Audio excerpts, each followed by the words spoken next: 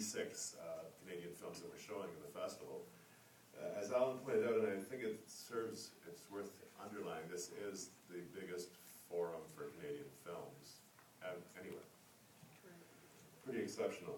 And we've got a lot, and there's no sense in me talking about trying to generalize, because there is no generalizing in that herd of cats we call Canadian filmmakers. So I will just mention that there is a $20,000 ET Canada award for films in competition, dramatic feature films. And there's also a $2,000 Most Promising Director of a Canadian Short Film for a first-time director. That said, it's a broad program. There are a lot of interesting things, but I'm going to focus today on the BC because a lot of people are in the room, and I might get a beer out of it at some point. So we'll start off with Altitude, which is a very interesting claustrophobic thriller set in a plane. And Carrie Andrews is here, I believe. Stand up, Carr. Yeah, stand up, please. I'm going to do this kind of a mixed-up way. But we'll do the best we can so everyone can see who is indeed here. Katrin's film is not only a TIFF, it's also, perhaps more importantly, a VIFF. It's called Amazon Falls. Katrin Bowen is here. But also, some of her folks are here. April Tellep is here. Who plays Jana? And Anna Mae Ratledge. Stand up, you guys. Stand up.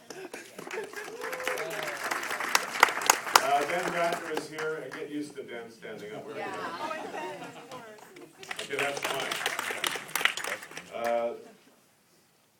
Guido Superstar. What can I say about Guido except it's Guido Superstar?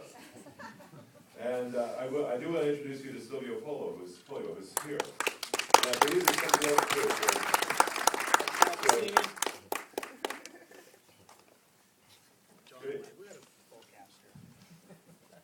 And John Cassini was instrumental in bringing Guido to the screen. John Zalicki.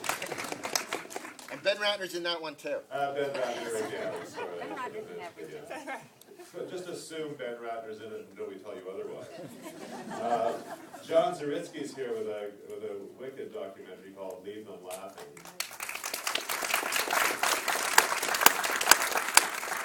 And I say wicked quite sincerely because it's a film about a woman who's dying. She knows she's going to die. In fact, she and her son have bracelets made up that say "Give up." But she is really funny, and it does show us a whole other way of looking at death and the inevitable death that we all have. But I mean, when it's imminent as well, there is a bit of a lesson in this film. It's really very enjoyable. Alan already mentioned Bob Shimes. David McCartney's here. I do. He's the producer of Bob Shimes, quite fascinating documentary about Ron Sexsmith. But quite a lot of his music, but a lot of his yearning as well is in that film.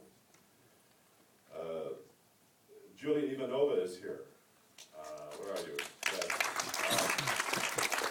Her film Love Translated is about North Americans going over to the Ukraine and Georgia to find brides.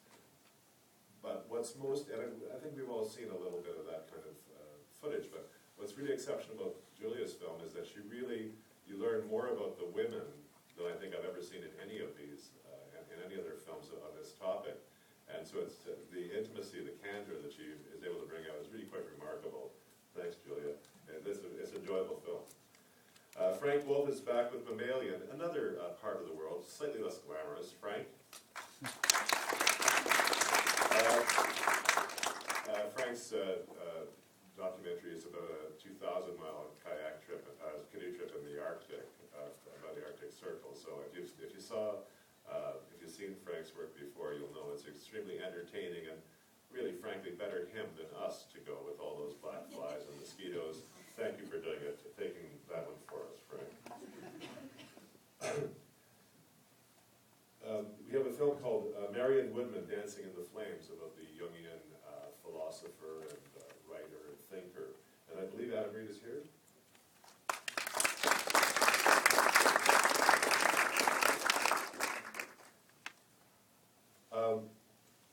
We have a documentary about that Charles Officer did about Harry Jerome called The Mighty Jerome, which is a production of the local film board office, the Pacific and Yukon region of the film board. And I believe